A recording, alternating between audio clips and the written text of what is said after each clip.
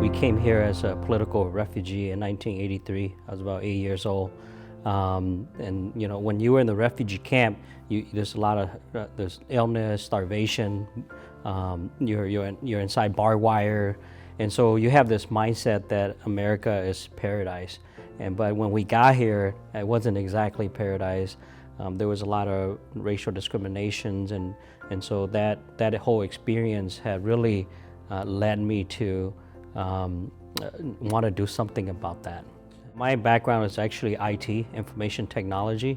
So I've been doing that for probably 15 years now. I'm currently a part-time IT manager for the Greater Minneapolis Crisis Nursery. In 2007, I took a sabbatical leave to do community organizing. And so that led me to the terminology, and then got me a chance to work with all the other communities of color. Our existence, our future really depend on our ability to be accountable towards each other, to be each other's partner.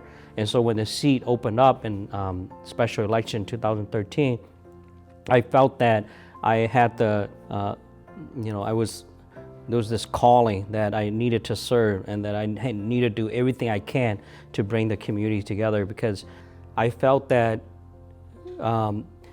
just because I made enough money, I got a house, I got a vehicle, but what about all the other people that didn't have it? It was meaningless if I only had those opportunities, those options.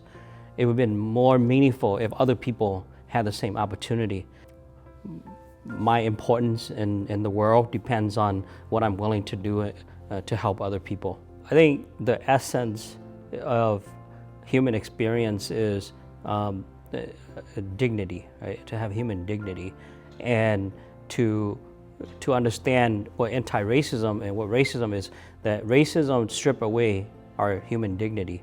And so I think once we understand this, then we can measure racial injustice or racial equity in a way that people have dignity, they're respected, and that because they have that, they also have access to opportunity. Some really tangible goal for the city of St. Paul is that, like I said earlier, for the employee, the workforce here to be reflective of the community. That includes all departments, the fire, police department especially, to just really fulfill the promise of our four founding fathers that said that government is for the people, by the people. And if you look at it right now, government is usually for the people by just a certain group of people. And I think that the diversity in our city, it's really our strength.